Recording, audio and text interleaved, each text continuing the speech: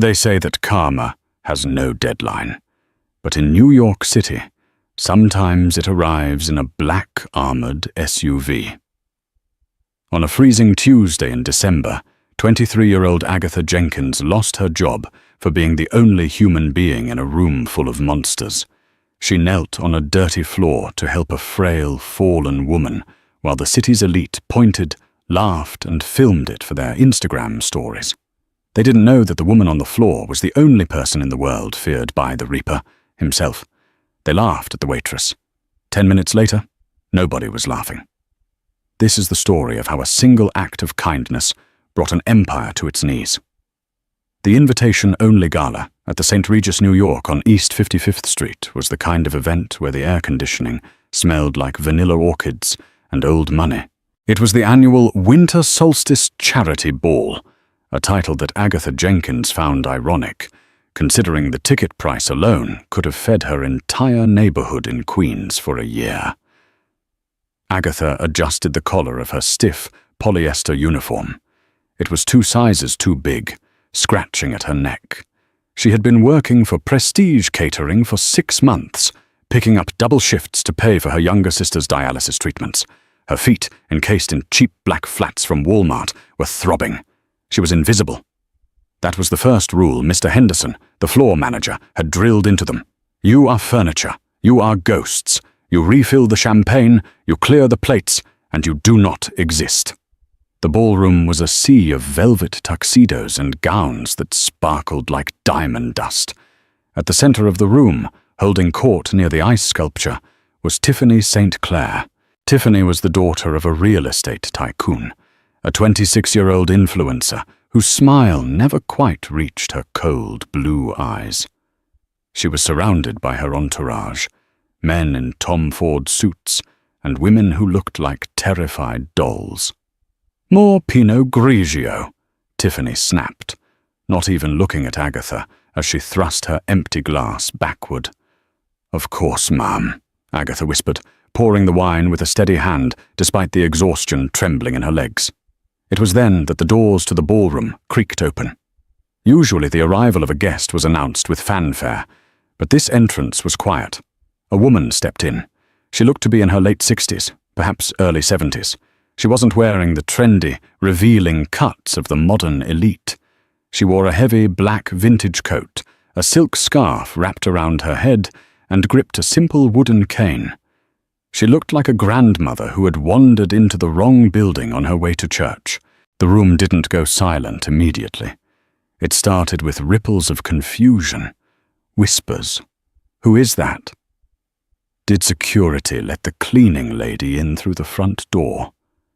Oh my God, look at her shoes. Are those orthopedics? The old woman took a few shaky steps onto the polished marble floor. She seemed disoriented, her dark eyes scanning the room as if looking for a familiar face. As she passed Tiffany St. Clair's circle, Tiffany extended a leg, subtle, quick, barely noticeable. The old woman's cane hit the silk of Tiffany's dress, losing traction on the marble. It happened in slow motion. The cane slid out. The woman gasped, a dry, brittle sound, and crumbled to the floor. She landed hard on her hip, her purse spilling its contents. A rosary, a few hard candies, and an old photograph, across the gleaming floor. For 3 seconds, there was silence. Then Tiffany St. Clair laughed. It was a cruel, high-pitched sound. "Oops," she said, covering her mouth with a manicured hand. "Clean up on aisle 5. I think the homeless shelter is down the block, sweetie." The laughter was contagious. It spread through the circle. Men chuckled into their drinks. Women smirked. Not a single person moved to help. They stood there, holding their $5,000 clutches, watching an old woman struggle to push herself up, her face contorted in pain and humiliation. Mr. Henderson, the manager, was rushing over, but not to help. He was speaking into his headset, his face red. "Security, get this vagrant out of here. She's ruining the aesthetic." Agatha didn't think. She didn't calculate the cost of her rent or her sister's medical bills. She just saw her own grandmother. She saw a human being. She dropped her serving tray. The crash of 30 crystal flutes shattering against the marble echoed like a gunshot. Champagne sprayed onto the hems of the nearby gowns. "You idiot!"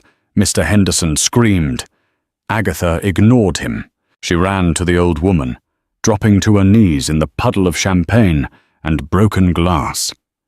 She didn't care that the shards were cutting into her stockings. "Mom, are you okay?" Agatha asked, her voice soft, trembling with rage at the people around them. She gently touched the woman's arm. "Don't try to move too fast. I've got you." The old woman looked up. Her eyes were obsidian black, sharp and intelligent, despite the pain. She looked at Agatha, really looked at her, analyzing her face, her concern, the name tag on her cheap uniform.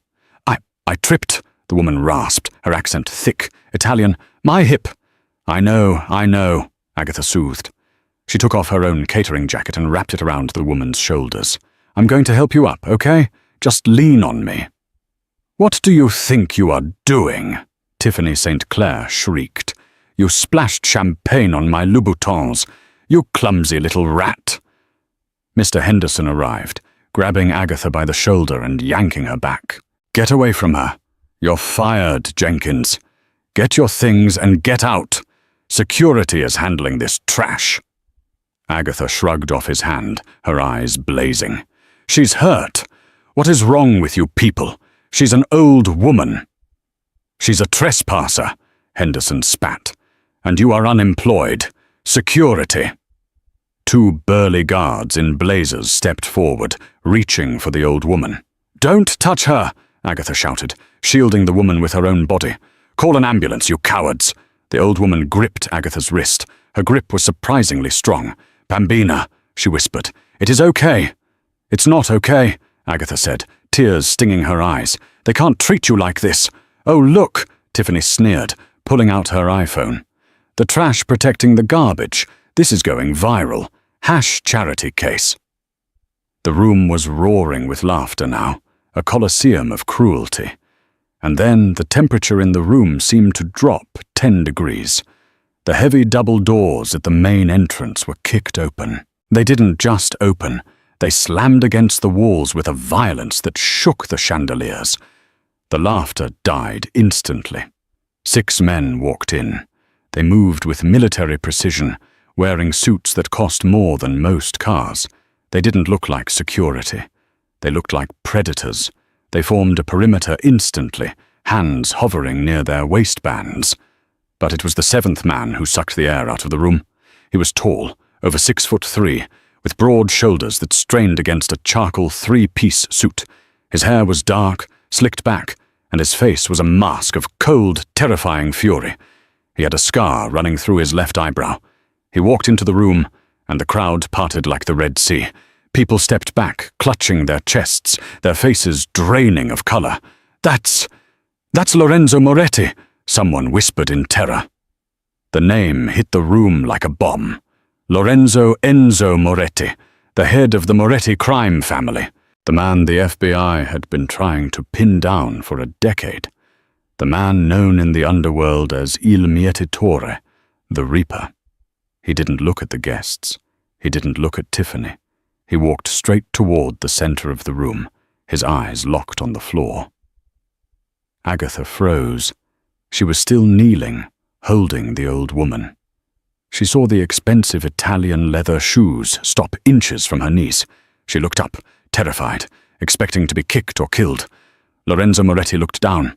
His eyes were the same obsidian black as the old woman's, but where hers were pained, his were full of a violence so raw it made Agatha's breath hitch. Then the monster fell to his knees. He ignored the champagne soaking his suit trousers. He ignored the glass. He reached out, his hands shaking slightly, and touched the old woman's face.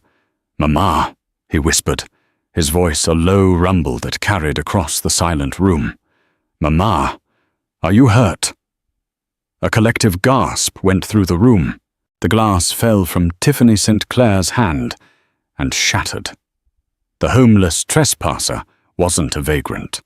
She was Donatella Moretti, the matriarch, the only person Lorenzo Moretti loved, the only person who could tell the devil what to do. Donatella looked at her son. Then she looked at Agatha. She patted Agatha's hand.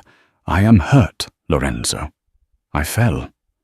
But this Angelo, she helped me when the others—" They laughed. Lorenzo slowly turned his head. He didn't stand up yet. He just turned his neck, scanning the crowd. His gaze landed on Mr. Henderson, who was trembling so hard his knees knocked together. Then his eyes slid to Tiffany St. Clair. "They laughed?" Lorenzo asked softly. "They laughed," Donatella confirmed. "And this man, he fired her for helping me." Lorenzo stood up. He towered over Agatha. He extended a hand to her. "Stand up," he commanded. Not unkindly, but with absolute authority. Agatha took his hand. He pulled her up effortlessly. "What is your name?" he asked. "Agatha. Agatha Jenkins." "Agatha Jenkins," Lorenzo repeated, as if memorizing a scripture. He took off his own suit jacket and placed it over his mother's shoulders, over Agatha's cheap catering jacket. He turned to the room. "Lock the doors," he said to his men. The heavy thud of the locks engaging echoed through the silent ballroom. "Nobody leaves," Lorenzo said, his voice calm, which made it infinitely more terrifying, "until I find out who tripped my mother." The atmosphere in the St. Regis ballroom had shifted from a celebration of wealth to a hostage situation in less than 60 seconds. The band had stopped playing mid-note. The waiters were pressed against the walls, trying to blend into the wallpaper. Lorenzo Moretti stood in the center of the circle, one hand resting protectively on his mother's shoulder as she sat on a velvet chair one of his guards had rushed over. "My mother," Lorenzo began, his voice projecting without a microphone, "came here tonight to donate anonymously to the Children's Hospital Fund. She likes to see where the money goes. She walked in the front door, and you treated her like stray dog." He walked slowly toward Tiffany St. Clair. Tiffany was pale, her lip quivering. The arrogance was gone, replaced by the primal fear of a prey animal cornered by a wolf. I didn't know," Tiffany stammered. "Mr. Moretti, please, it was a misunderstanding. She looked poor." Lorenzo stopped inches from her face. He smelled of tobacco, expensive cologne, and gunpowder. "She looked poor," he repeated flatly. "And that made it funny?" "No, I didn't mean—" "I saw the video," Lorenzo said, nodding toward one of his men who was holding Tiffany's phone. He had snatched it from her hand moments ago. "You were live streaming. Clean up on aisle 5, correct?" Tiffany couldn't breathe. She nodded, tears streaming down her face, ruining her spray tan. "You have 5 seconds to apologize to my mother," Lorenzo said. "And if I don't believe you mean it, you will leave this party through the window." "We are on the 42nd floor," Tiffany threw herself at Donatella's feet. It was pathetic. "Mrs. Moretti, I am so sorry. I'm so stupid. Please forgive me. I'll donate everything. I'll do anything." Donatella looked at the crying girl with eyes of steel. She didn't say a word. She just looked away. Lorenzo turned to Mr. Henderson. The manager was sweating so profusely his collar was soaked. "And you," Lorenzo said. "You fired the only person with a soul in this room." "Company policy, sir," Henderson squeaked. "She dropped a tray. I can hire her back with a raise, a big raise." "She won't be working for you anymore," Lorenzo said. He turned back to Agatha. Agatha was standing by the paramedics who had just arrived, escorted by Moretti's men. She felt dizzy. This was too much. Lorenzo approached her. The menacing aura vanished, replaced by a strange, intense curiosity. "My mother says you shielded her, that you stood between her and my security." "I thought they were going to hurt her," Agatha said, her voice shaking. "I didn't know they were yours. You risked your job. You risked your safety. For a stranger." Lorenzo looked at her dirty uniform, her cheap shoes, her messy hair. Then he looked at her eyes, green, wide, and honest. "I have a debt to pay to you, Agatha Jenkins," Lorenzo said. He reached into his pocket and pulled out a business card. It was black metal with gold embossing. A phone number, no name. "Go home," he said. "My driver is outside. He will take you anywhere you want to go. Do not take the subway tonight." I I can't, Agatha said. I have to finish my shift, or I don't get paid for the night. I need the money. Lorenzo stared at her. Well, you are worried about $50 when you are standing in front of me? It's $120, Agatha corrected him, lifting her chin. And yes, my sister needs medicine. Something flickered in Lorenzo's eyes. Respect? Surprise? He snapped his fingers. One of his guards walked over with a briefcase. Lorenzo opened it. It was stacked with cash. He pulled out a bundle, at least $10,000, and held it out. Take it. Agatha looked at the money. Then she looked at Lorenzo. She stepped back. No, she said. The room gasped again. You didn't say no to Enzo Moretti. Excuse me? Lorenzo asked, his brows knitting together. I didn't help her for money, Agatha said, her voice quiet but firm. I helped her because it was right. If I take your money, it makes it a transaction. It cheapens it. Lorenzo stood frozen. He had bought judges, politicians, and CEOs.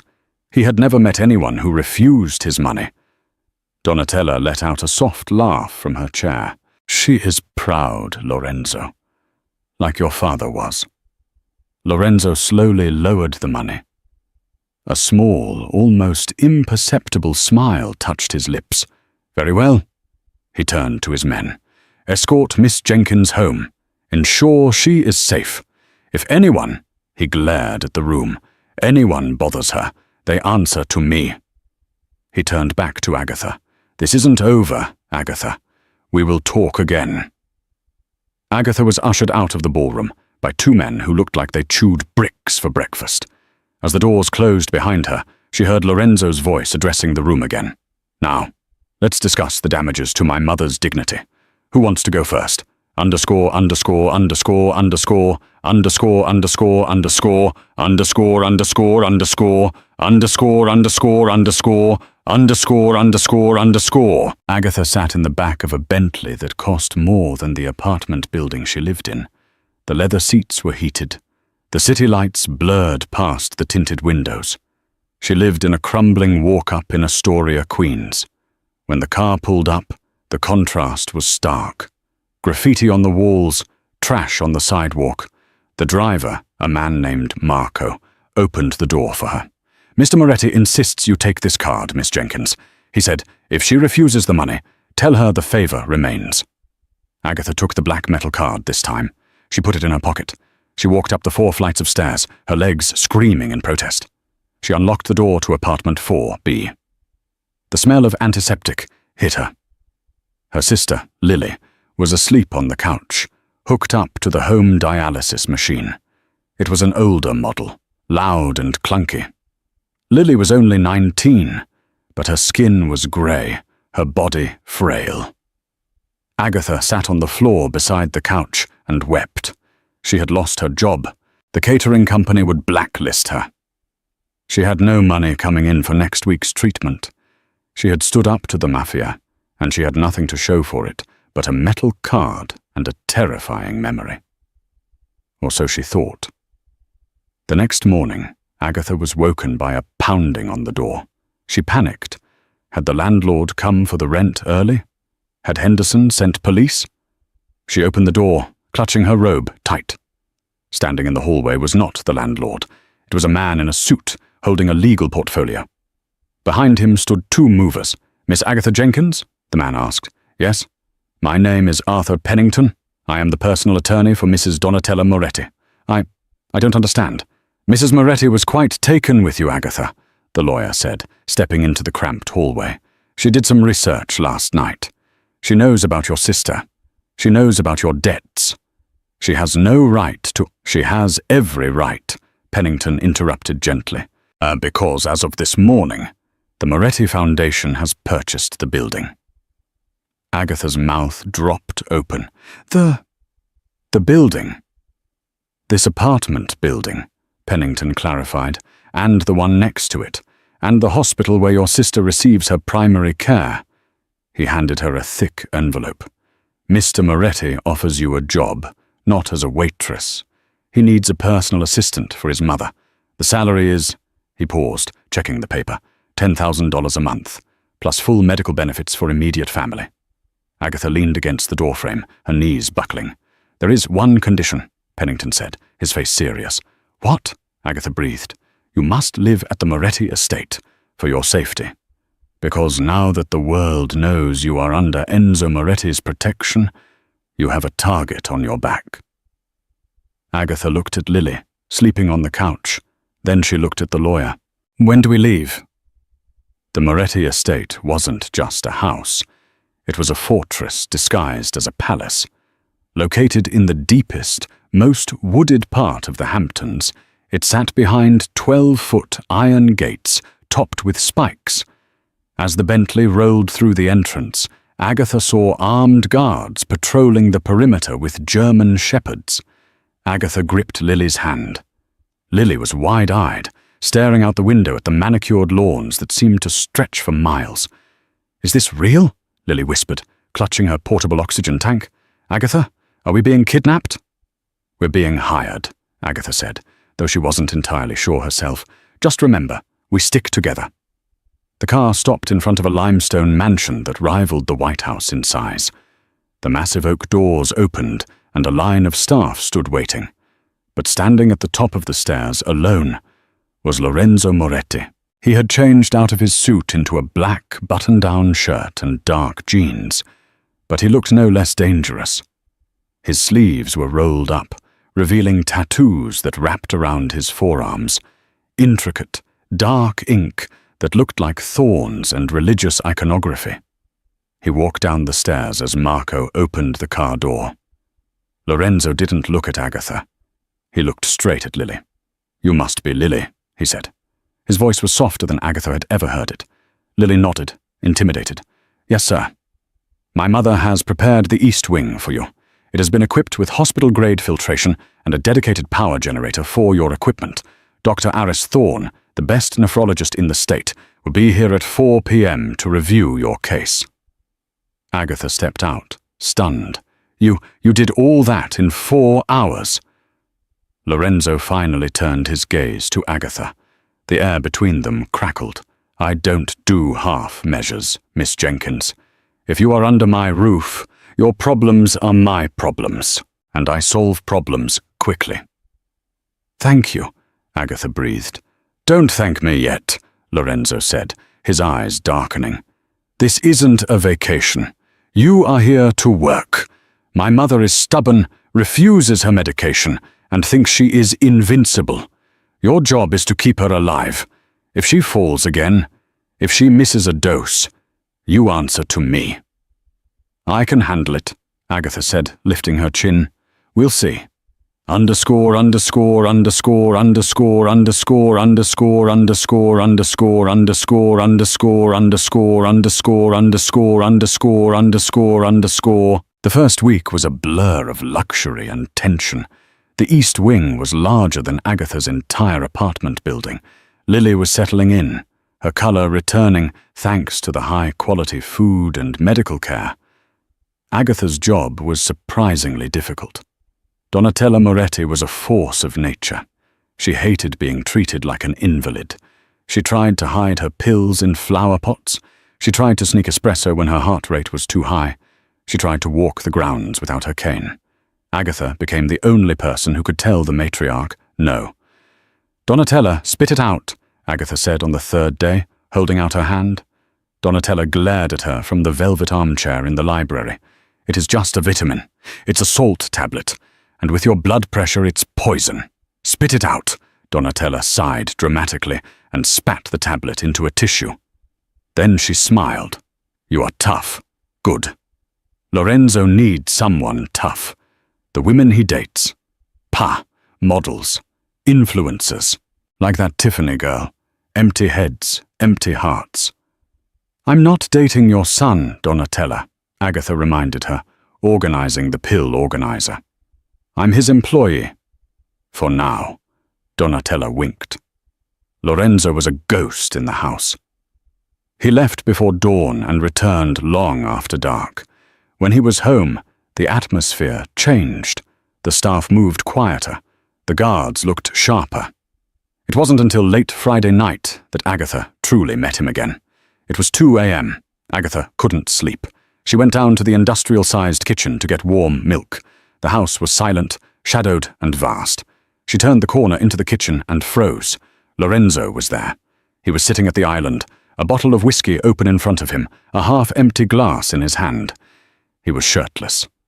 Agatha gasped and turned to leave, but the image burned into her mind. Lorenzo's back was a roadmap of violence. Scars, knife slashes, bullet wounds, burns crisscrossed his skin. It was a map of a life lived in war. "Don't run away," his voice rumbled. He didn't turn around. "I can hear your heartbeat from here, Agatha." Agatha hesitated, then walked slowly into the kitchen. "I didn't mean to intrude. I just wanted milk." Lorenzo swiveled on the stool. His chest was just as scarred, but what caught Agatha's attention was a fresh bruise on his ribs, purpling and ugly. "Rough day at the office?" Agatha asked, her voice dry. Lorenzo huffed, a sound that might have been a laugh. "Hostile takeover. Negotiations broke down." "Does the other guy look worse?" "The other guy isn't breathing." The silence stretched.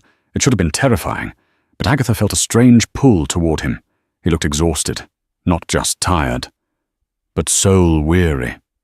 "You're bleeding," Agatha said, pointing to a cut on his bicep. "It's nothing." "Sit still." Agatha went to the first aid cabinet she had organized for Donatella. She grabbed antiseptic and bandages. She walked back to him. Lorenzo watched her. He didn't move as she stepped between his spread knees. She poured antiseptic on a cotton pad. "This will sting," she said. "I don't feel sting." She dabbed the cut. He didn't flinch. His muscles were rock hard under her fingers. She could feel the heat radiating off him. Being this close to him felt like standing next to a furnace. "Why did you really take us in?" Agatha asked softly, applying the bandage. "It wasn't just because I helped your mother. You don't strike me as a charitable man." Lorenzo looked down at her. His hand moved almost involuntarily, hovering near her waist before he gripped the edge of the stool instead. "You're right. I'm not charitable. I'm possessive." Agatha looked up, locking eyes with him. "What does that mean?" "It means," Lorenzo said, his voice dropping to a gravelly whisper, "that in my world, loyalty is the rarest currency. You showed loyalty to a stranger who had nothing to offer you. That makes you rare. And I collect rare things. Is that all I am? A collectible?" Lorenzo leaned in. His face was inches from hers. She could smell the whiskey and the metallic scent of danger. "No, you are a liability, because looking at you makes me want to burn the world down just to keep you warm, and I can't afford that distraction." Agatha's breath hitched. Lorenzo abruptly stood up, backing away from her. The moment shattered.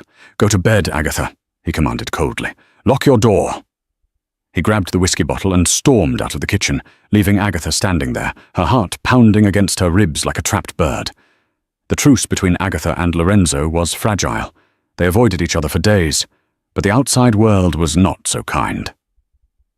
2 weeks into her stay, Donatella insisted on attending the opening of a new Italian restaurant in Manhattan, Il Cielo. "It is owned by the family," Donatella insisted, adjusting her diamond earrings. "I must make an appearance, and you, Cara, are coming with me." "I don't think Lorenzo would like that," Agatha said, feeling a knot in her stomach. "Lorenzo is not the boss of me," Donatella scoffed. "Besides, he will be there. We will be safe." Agatha was dressed in a gown Donatella had bought for her, a deep emerald silk dress that hugged her curves and left her back exposed. When she walked down the stairs, Lorenzo was waiting in the foyer, checking his watch. He looked up. He stopped checking his watch. His eyes swept over her, devouring her. For a second, his guard dropped, and pure, raw hunger flashed across his face. Then the mask slammed back down. "Put a coat on," he growled. "It's 70 degrees out," Agatha argued. "I don't care. Put a coat on. You're drawing attention." "That is the point," Donatella chirped, hooking her arm through Agatha's. She is beautiful. Let her shine." The ride to the city was tense. Lorenzo sat opposite them in the limo, typing furiously on his phone, but Agatha could feel his eyes on her every time she looked out the window. Il Cielo was spectacular. Glass walls, candlelight, and the elite of New York's underworld mingling with politicians and judges. Lorenzo guided them to the VIP booth in the back, positioned so he could see every entrance. He sat Agatha next to him. His body heat was a constant presence. "Don't talk to anyone," he murmured in her ear. "Don't accept drinks. Don't go to the bathroom alone." "I thought we were safe here," Agatha whispered back. "You are never safe when you are with me." The dinner was going smoothly until the arrival of Vincent Russo. Russo was the underboss of the rival crime family. He was a greasy man with too much hair gel and a loud, braying laugh. He walked over to their table, ignoring the glare of Lorenzo's guards. "Donatella!" Russo boomed, leaning over the table, looking ancient as ever. "Vincent," Donatella said icily, "I see you haven't been indicted yet. A slow year for the FBI?"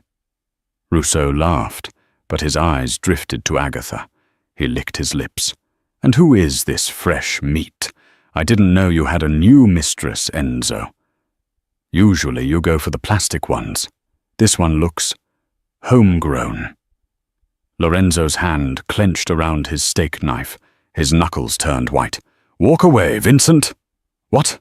Can't I introduce myself?" Russo reached out, his hand aiming to touch Agatha's bare shoulder. Before his finger could graze her skin, Lorenzo moved. It was a blur. 1 second Lorenzo was sitting, the next he was standing, and the steak knife was stabbed deep into the wooden table, right between Vincent's fingers. The restaurant went silent. "Touch her," Lorenzo whispered, his voice deadly calm, "and you lose the hand." Vincent pulled his hand back, his face flushing red with rage. "You're crazy, Moretti. Starting a war over a waitress. Yeah, we know who she is. The little charity case."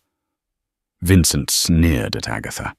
"Tell me, sweetheart, how much is he paying you to warm his bed? Or do you do it for free because you like the bad boys?" Agatha didn't shrink away. She stood up slowly. She picked up her glass of heavy red wine. "He pays me for my loyalty," Agatha said clearly. "Something you clearly can't buy, seeing as your own bodyguards are looking at you with disgust." She splashed the wine directly into Vincent's face. The red liquid dripped down his expensive white shirt. Vincent roared and lunged for her. Lorenzo didn't just stop him.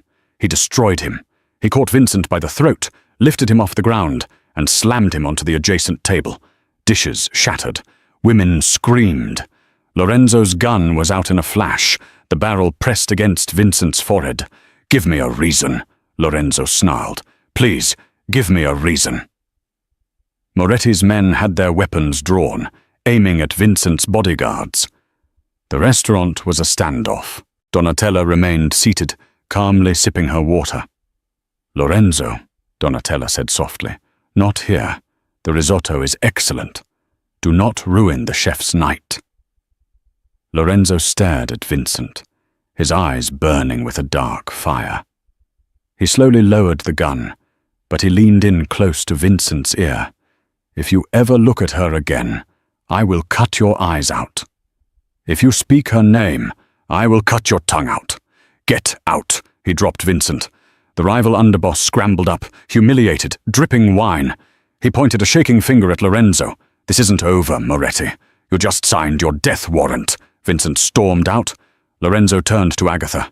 She was shaking, the adrenaline crash hitting her. He grabbed her hand, too hard, and pulled her towards the exit.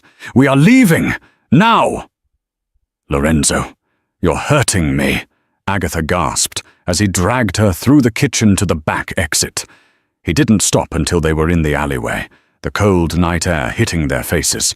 He pinned her against the brick wall. He wasn't hurting her, but he was trapping her, his body pressing her into the bricks. He was breathing hard, his pupils dilated. "Are you insane?" he shouted. "You threw wine at Vincent Russo. Do you have a death wish? He insulted you. He insulted me, Agatha yelled back. I wasn't going to let him talk to us like that. You don't understand. Lorenzo slammed his hand against the wall next to her head. These aren't rude customers at a diner, Agatha. These are killers. He would have put a bullet in your brain without blinking. I felt safe because you were there, Agatha cried. I knew you wouldn't let him hurt me. The confession hung in the air. Lorenzo stared at her, his chest heaving. You trust me? Yes. You shouldn't.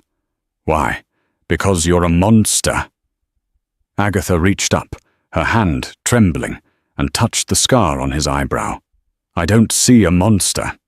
I see a man who just defended his family. None. Lorenzo closed his eyes, leaning his forehead against hers. He was shaking. You are making me weak, Agatha.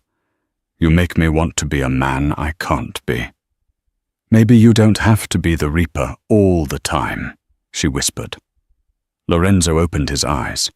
The violence was gone, replaced by an intensity that was far more dangerous. He looked at her lips. If I kiss you now, he muttered, I won't be able to stop. And if I don't stop, I will ruin you. I will drag you into this darkness, and you will never get out. I'm already in the dark, Agatha said. Maybe I want to be there with you. Lorenzo let out a groan, a sound of defeat and desire. He cupped her face in his large, rough hands and crashed his lips onto hers. It wasn't a gentle kiss. It was desperate. It was the taste of wine, fear, and possession. Agatha wrapped her arms around his neck, pulling him closer. For a moment, the alleyway, the guns, the threats, it all vanished. There was only the fire between them. But just as quickly, the sound of tires screeching broke the moment. An SUV squealed around the corner of the alley. Automatic windows rolled down. The barrels of submachine guns poked out. Lorenzo's instincts took over instantly. He didn't think. He reacted. He threw Agatha to the ground, covering her body with his own. Rat-tat-tat-tat-tat. Bullets chewed up the brick wall where they had been standing a second ago. Debris rained down on them. Lorenzo grunted, his body jerking sharply. The SUV sped off into the night. Silence returned to the alley, ringing in Agatha's ears. Lorenzo, Agatha whispered, terrified. She felt something warm and wet seeping through her dress. Lorenzo rolled off her, landing on his back on the dirty pavement. He looked up at the stars, his breath coming in shallow gasps. Are you okay? He wheezed. Agatha scrambled over to him. She looked at his chest. The white shirt he wore under his suit was turning red, fast. Oh my God, Agatha screamed. Lorenzo! He had taken 2 bullets in the back, bullets meant for her. He reached up, his bloody hand staining her cheek. I told you, he coughed, blood bubbling at his lips. I told you. I'm dangerous to be around. His eyes rolled back and his hand fell limp. Help! Agatha screamed into the empty alley, her voice tearing her throat. Somebody help! The next few hours were a kaleidoscope of terror. The arrival of the black SUVs, Marco's face draining of color as he saw his boss bleeding out on the pavement, the screaming sirens of the private ambulance that seemed to appear out of nowhere. They didn't go to St. Luke's or Mount Sinai. They went to a nondescript brick building in Queens that looked like a veterinary clinic from the outside. Inside, it was a state-of-the-art trauma center, staffed by doctors who knew better than to ask questions and were paid in cash bribes that rivaled lottery winnings. Agatha refused to leave Lorenzo's side. She held his hand while they cut the expensive suit off his body. She watched as they intubated him. She was covered in his blood. It dried sticky and dark on her hands, her emerald dress ruined. Miss Jenkins, you need to step out, a grim-faced surgeon said. We need to operate, now. I'm not leaving him, Agatha whispered, her voice devoid of emotion, just pure shock. Agatha. Donatella had arrived. She walked into the trauma bay, still wearing her jewels from dinner, leaning heavily on her cane. Her face was composed, almost statue-like, but her eyes were filled with a mother's ultimate agony. Come with me, Bambina, Donatella said, her voice steel. He needs surgeons now. We need to handle the rest." Agatha let Donatella lead her into a waiting room that felt more like a bunker. It was windowless, filled with leather chairs and the smell of stale coffee and fear. Within an hour, the room filled up. Men in suits, captains of the Moretti crime family, arrived with faces like thunderclouds. The air was thick with testosterone and the promise of retribution. Leading them was Salvatore Sal Romano, Lorenzo's underboss. He was 50, built like a fire hydrant, with a perpetually suspicious scowl. He had never liked Agatha. He saw her as a weakness. Sal walked straight up to Agatha, ignoring Donatella. "What happened?" Sal barked. "Where was the security gap? How did Russo's men know the exit route?" Agatha was shaking, holding a lukewarm cup of coffee. "I don't know. We went out the back because Vincent Russo caused a scene inside. Lorenzo was just trying to get me out safe. Trying to get you out safe," Sal repeated with disgust. He turned to the other captains. "See? I told Enzo. Soft spots get you killed. He took 2 slugs meant for a waitress." "Watch your mouth, Salvatore." Donatella's voice cut through the room. She didn't raise it, but everyone froze. "Here you are speaking to the woman my son took a bullet for. That buys her respect in this family." "With all due respect, Donna Donatella," Sal argued, his face red. "Enzo is on an operating table because of her. We are vulnerable. The wolves know the lion is down. We need to hit back at Russo tonight. We burn his whole operation to the ground." The room murmured in agreement. The thirst for blood was palpable. "No," Agatha said. The room went dead silent. Sal looked at her like she had grown a second head. "Excuse me?" Sal growled. Agatha stood up. She was still covered in Lorenzo's blood. It gave her a horrific sort of authority. "Lorenzo isn't dead. He is still the Don. And until he wakes up, nobody makes a move that starts an all-out war in New York City without proof." "Proof?" Sal laughed bitterly. "Russo threatened him to his face 10 minutes before the shooting." "Exactly," Agatha said, her mind racing, pieces falling into place despite the trauma. It was too sloppy. Russo is loud and stupid, but he isn't suicidal. Attacking Lorenzo right after publicly threatening him? It makes him the obvious suspect. Too obvious. She looked around the room at the hardened criminals. Whoever did this knew our exact exit route. They knew exactly when we would be in that alley. That wasn't Russo getting lucky. That was an inside job. The accusation hung in the air like poisonous gas. To suggest a traitor in the Moretti inner circle was a death sentence. Sal stepped close to her, invading her space. "Are you accusing my men of disloyalty, little girl? You better be careful. You don't have Enzo to hide behind right now." "I'm not hiding," Agatha said, meeting his gaze. "I'm telling you that if you go after Russo tonight, the real traitor is going to laugh while you waste your ammo on the wrong target." Donatella stood up beside Agatha. "She is right, Salvatore. My son is methodical. He would want to know the truth before we paint the streets red.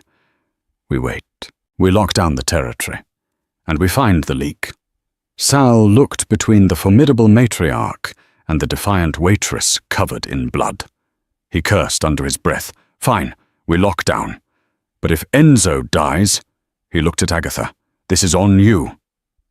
Underscore, underscore, underscore, underscore, underscore, underscore, underscore, underscore, underscore, underscore, underscore, underscore, underscore, underscore, underscore, underscore. The surgery took 9 hours. Lorenzo survived, but the damage was severe. One bullet had nicked a lung, the other had lodged near his spine. The doctors put him in a medically induced coma to let his body heal. For 3 days, Agatha didn't leave the hospital. She slept in the chair next to his bed. She learned the rhythm of the ventilator breathing for him. The mighty Lorenzo Moretti looked human, pale, covered in wires and tubes. But even in stillness, he possessed a gravity that drew her in. On the 3rd night, sitting in the dim light of the machines, Agatha took his limp hand. "You have to wake up," she whispered fiercely.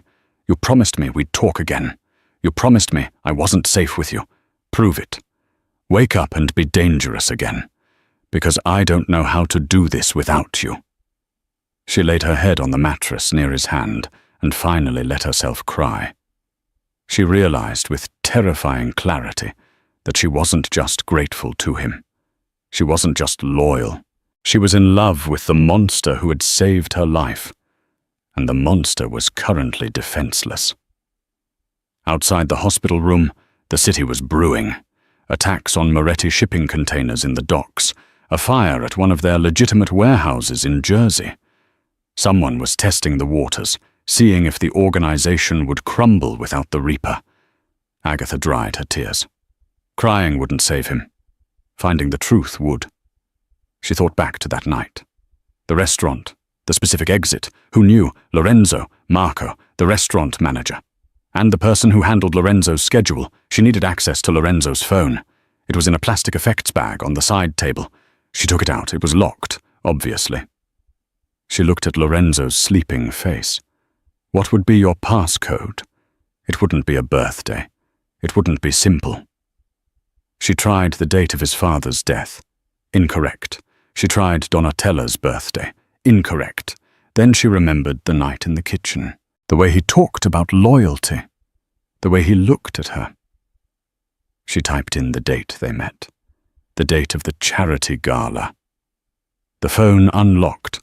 Agatha's heart skipped a beat. He used the day he met her as the code to his empire. She quickly navigated to his secure messaging app. She scrolled through the messages from that night. And there it was. A message sent at 8:15 p.m. while they were eating appetizers. It listed the restaurant, the table location, and the predetermined emergency exit route via the north alley. The recipient was listed only as Asset 4, but it wasn't the recipient that made Agatha's blood run cold. It was the sender. The message hadn't come from Lorenzo's phone. It had been forwarded to his phone as an FYI from his personal attorney, Arthur Pennington, the man who had brought her the job offer, the man who smiled kindly and handled Donatella's estate. Lorenzo hadn't set up the ambush. Pennington had shared the security details with someone else. Agatha felt sick. She dropped the phone on the bed just as the door to the room opened. It was Arthur Pennington. He was holding a bouquet of lilies. He looked impeccable in his suit, his expression one of practiced concern. "Agatha, my dear," Pennington said smoothly. "How is he? And how are you holding up? You look exhausted." Agatha stared at him. She saw the snake behind the smile now, the cold calculation in his eyes. "He's stable," Agatha said, her voice tight. She casually placed her hand over Lorenzo's phone, hiding it. "Why are you here, Arthur? It's 3 a.m. I'm the family lawyer. I need to ensure everything is in order in case the worst happens." He stepped closer to the bed, looking down at Lorenzo with an expression Agatha couldn't quite read. Was it regret or triumph? "He's going to wake up," Agatha said defiantly. "We all hope so," Pennington sighed. He looked at Agatha, his eyes narrowing slightly. "You know, Agatha, you should really go home. Get some rest. You've done enough." There was a double meaning in his words. "You've caused enough trouble. Get out of the way." "I'm staying right here." Pennington's smile didn't reach his eyes. "Loyalty is a commendable trait, Agatha, until it becomes a liability." He reached into his jacket pocket. Agatha tensed, expecting a gun, but he just pulled out a business card and placed it on the table next to the lilies. "If you need anything at all, call me." He turned and left the room. Agatha looked at the card, then she looked at the phone under her hand. She knew who the traitor was, but she was just a waitress in a room full of killers. Who would believe her over the family consigliere? She needed help. She needed the only person in this world scarier than Lorenzo. She picked up the hospital room phone and dialed the estate. "Wake up Donatella," Agatha said when the staff answered. "Tell her I know who tried to kill her son." The hospital room felt like a tomb. Machines whispered and breathed for Lorenzo, each mechanical hiss a reminder that death was still close enough to touch. Donatella Moretti stood in the shadows, her black coat still on, her posture unyielding. She had come quietly, through service halls and guarded elevators, carrying her son's phone in her gloved hands. The message from Arthur Pennington burned on the screen. "He has been family for 30 years, she said at last, "and he sold us." "He thinks Lorenzo is weak," Agatha replied, standing by the darkened window. "He thinks caring about someone made him vulnerable." Donatella studied her. The girl from the gala was gone. In her place stood a woman with steel in her spine. "And was he right?" Donatella asked. "No," Agatha said. "It gave him something worth surviving for." Silence followed, then resolve. "We tell him Lorenzo is waking up," Agatha said. "That's how we draw him out. Underscore, underscore, underscore, underscore, underscore, underscore, underscore, underscore, underscore, underscore, underscore, underscore, underscore, underscore, underscore, underscore." At 4:12 a.m., the door moved. Arthur Pennington slipped inside wearing scrubs, calm and precise. He locked the door, crossed the room, and reached for the IV. The syringe in his hand gleamed under the monitor's glow. "You chose war for a girl," he murmured to the unconscious body. "She's not just a girl," Agatha said. Pennington spun. Agatha stepped from the shadows, phone raised, recording every word. He smiled thinly, offered money, threatened ruin, took a step toward her. Then a hand burst from the sheets. Lorenzo's grip crushed Pennington's wrist. His eyes were open, clear, burning, alive. "I was never asleep," Lorenzo rasped. "I was waiting." The syringe fell. Pennington begged, promised everything. One shot ended it. When Lorenzo collapsed, Agatha caught him, blood soaking her hands as she held him together. "I chose war for you," he whispered. "And I'll choose you every time," she answered. Underscore, underscore, underscore, underscore, underscore, underscore, underscore, underscore, underscore, underscore, underscore, underscore, underscore, underscore, underscore, underscore. 6 months later, the ballroom glittered again. Mr. and Mrs. Moretti. They descended the stairs like fate itself. Lorenzo, scarred but standing. Agatha, radiant and unbowed. The room parted. Fear replaced laughter. Agatha stopped beside Tiffany St. Clair. "Careful with your drink," she said softly. "The staff works very hard." Then she turned away. As they danced, Donatella raised her glass. Agatha rested her head against Lorenzo's chest. Over the scar that marked the night, kindness became power. They said mercy was weakness. They were wrong. The waitress was gone. Long live the Queen. And that is how Agatha Jenkins went from clearing tables to ruling the table. It's a reminder that you never know who you are talking to. That old woman on the bus, that quiet man in the coffee shop, they could be the key to your destruction or your destiny. In the end, Tiffany St. Clair learned the hard way. Arrogance is expensive. But kindness? Kindness pays back with interest. What would you have done if you were Agatha? Would you have taken the money and run? Or would you have stayed to fight for the monster who saved you? Let me know in the comments below. I read every single one. If this story kept you on the edge of your seat, please do me a huge favor. Smash that like button. It helps the algorithm find more people who love drama just like you.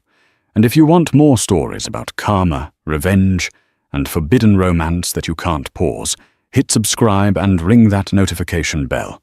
I'm dropping a new story every Tuesday and Friday, and trust me, the next one is even crazier. Thanks for watching, stay safe, and remember, always be kind to strangers.